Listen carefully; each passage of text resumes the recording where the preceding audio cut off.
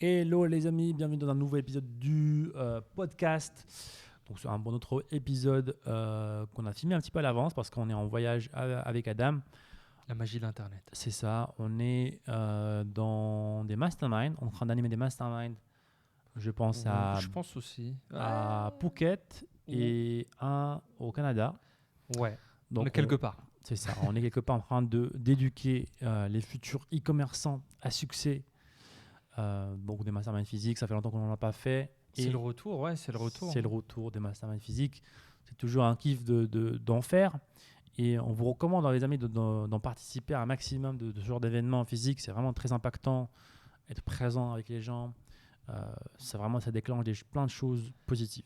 Moi, je pense que les connexions que tu fais dans ton premier mastermind, quel qu'il soit business, c'est des connexions que tu gardes. Ça te marque un petit peu, toi. Et c'est des trucs que tu gardes. Même nous, aujourd'hui, les premiers masterminds qu'on a fait, les premiers masterminds qu'on a organisés, on a plus ou moins encore le contact avec les gens et on voit un petit peu où est-ce qu'ils en sont dans le business, comment ils ont évolué. Donc, tu crées une sorte de team et tu restes avec. Et l'expérience humaine, même si on ne parle pas de business, l'expérience humaine est magnifique en fait. C'est un investissement humain et un investissement business en même temps. Ouais. Et franchement, il commence à en avoir un petit paquet en francophonie, mine de rien. Mais les nôtres, ils sont cool. Ils sont cool parce qu'on fait une semaine, on fait belle villa, en général dans une belle destination. Ouais. Type là, Thaïlande, Bali, Marrakech. Donc c'est quand même un truc. Ouais, je pense que c'est important, non seulement qu'il y a du contenu, de la valeur à l'intérieur, mais aussi dans des bons endroits. En fait, vous allez voir que vos ambitions deviennent beaucoup plus grandes, vous êtes beaucoup plus motivé, vous goûtez un petit peu à une vie qu'on ne connaît pas, en fait, que vous ne connaissez pas. Qu'on pensait inaccessible. Ah, bien sûr, moi je me rappelle la première villa qu'on avait fait en Thaïlande. Je me rappelle, c'était vraiment, j'étais sur le nuage, en fait. Tous les premiers contacts.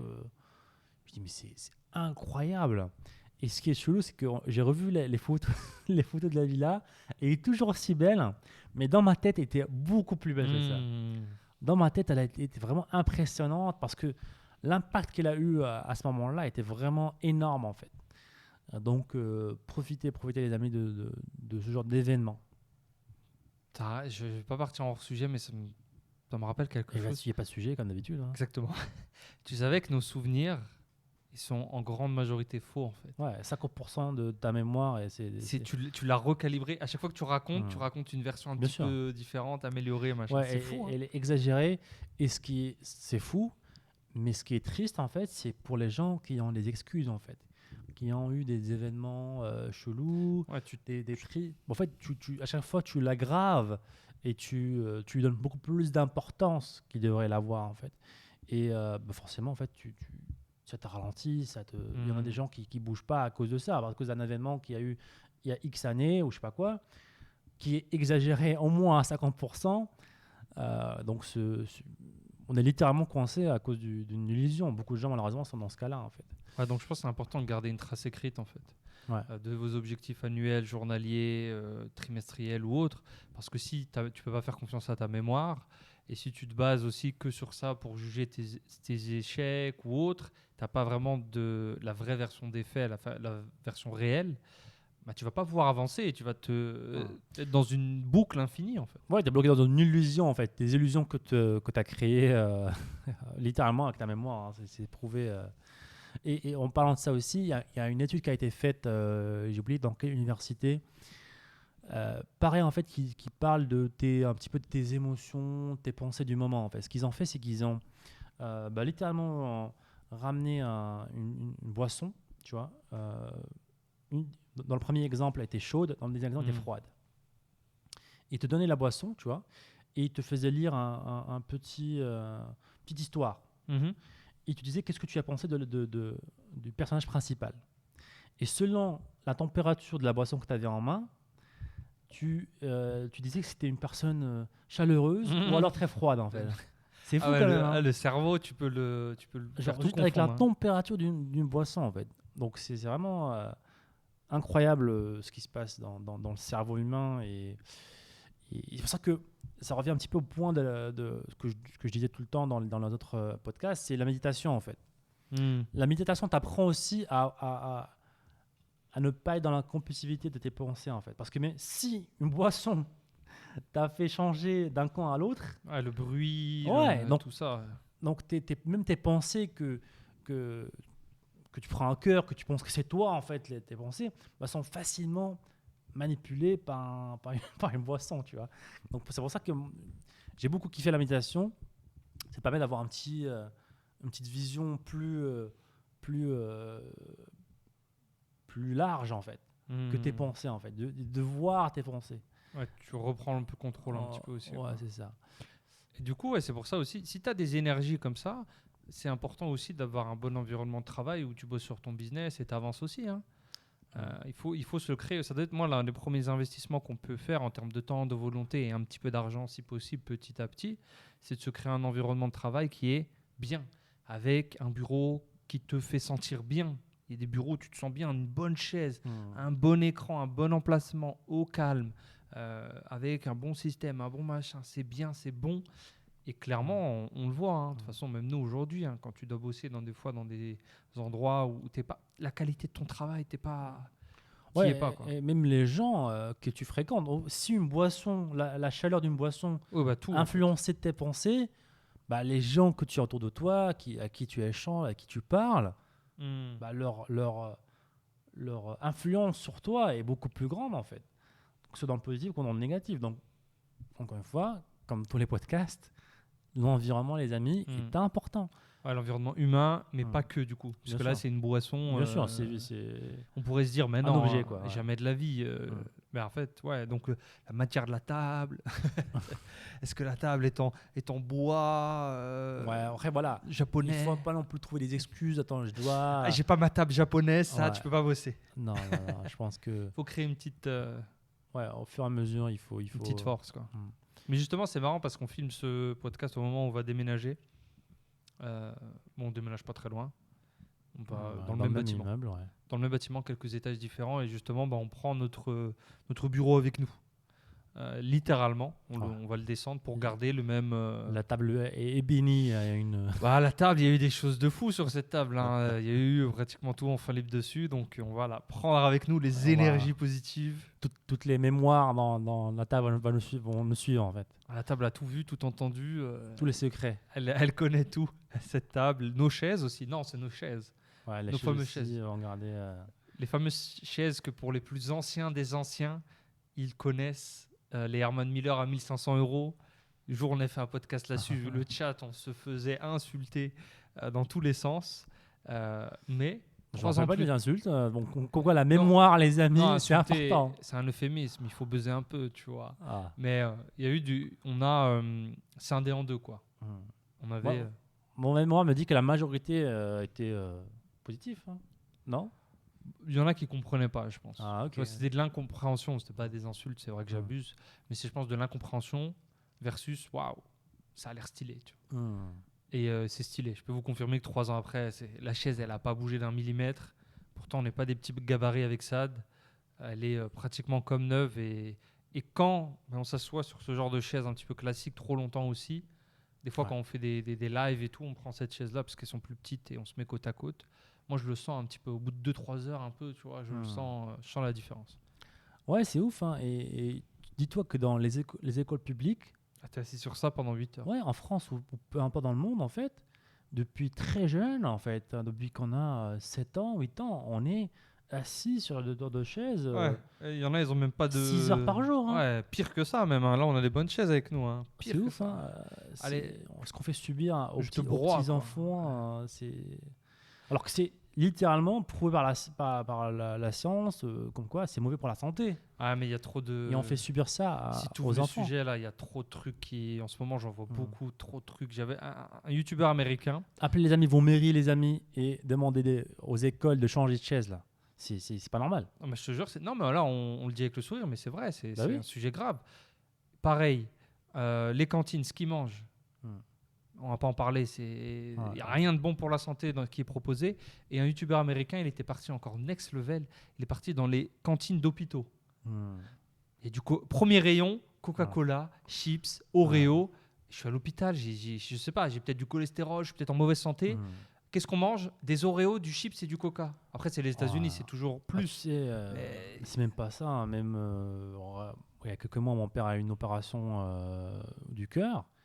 Et c'était pareil. J'étais choqué, en fait. La bouffe qui lui ramenait, alors qu'il a des problèmes et tout, du cœur et tout. Des gâteaux en plastique. Je sais pas combien de produits chimiques dans le truc. Ouais.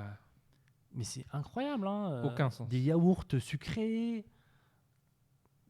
Mais qu'est-ce qu'on est dans un hôpital où la santé, la nourriture, c'est le premier facteur. premier facteur en fait. Ouais. Mais ça remonte après.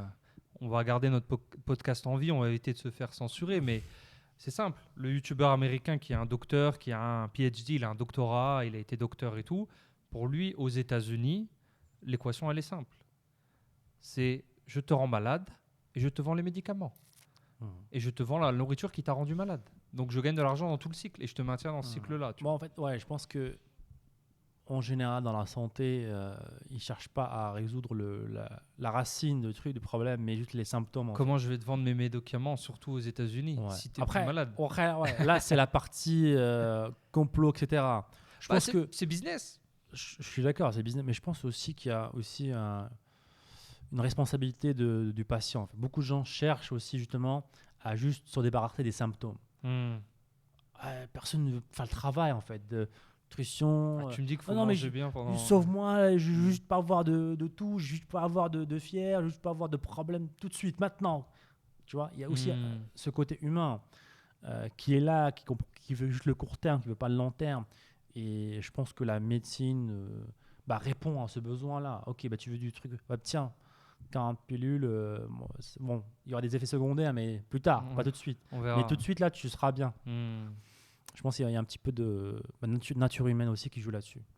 Mais la santé et la nourriture, un des trucs, en fait, quand tu creuses, c'est open bar. Hein.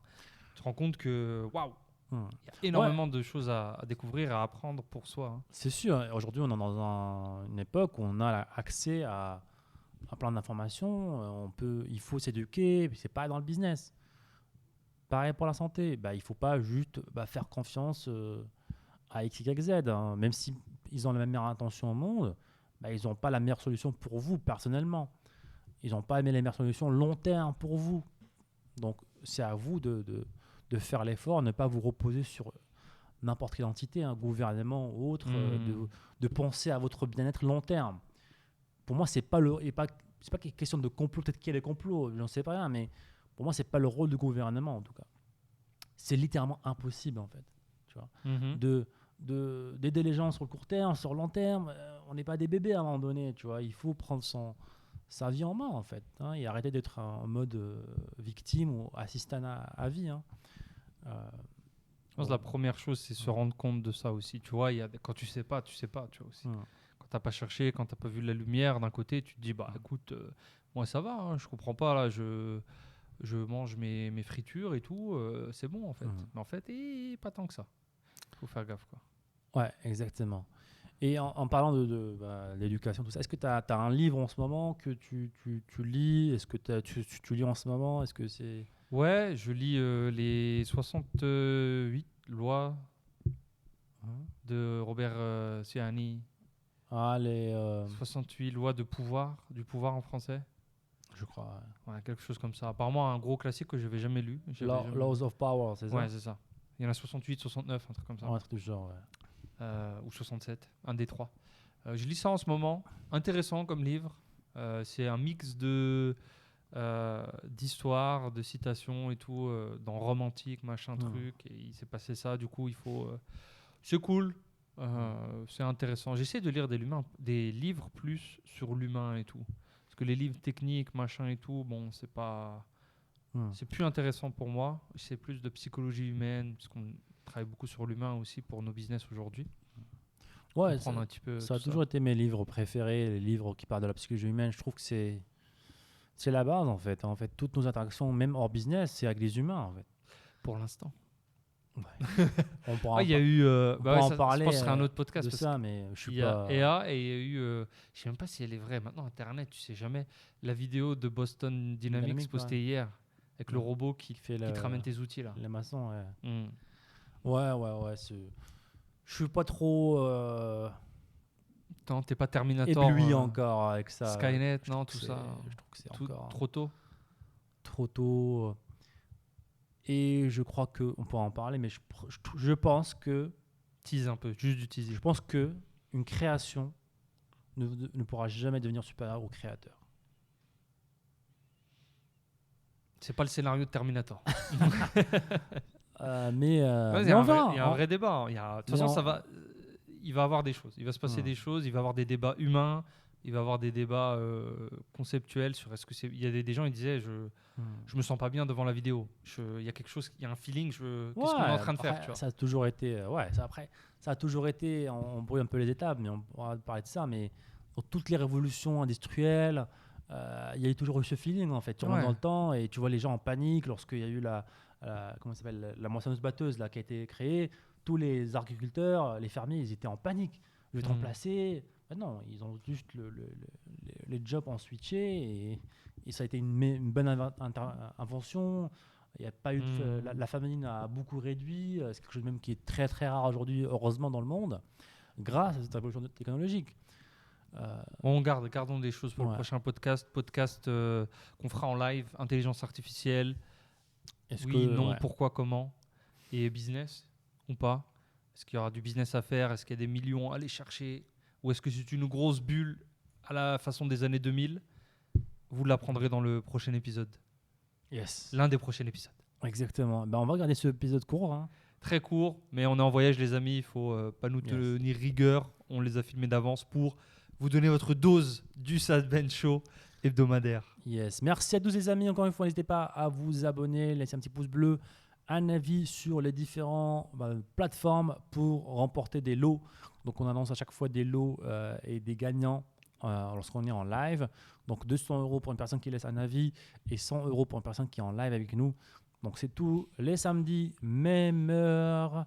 Et on se dit à très bientôt. Ciao, ciao. Ciao.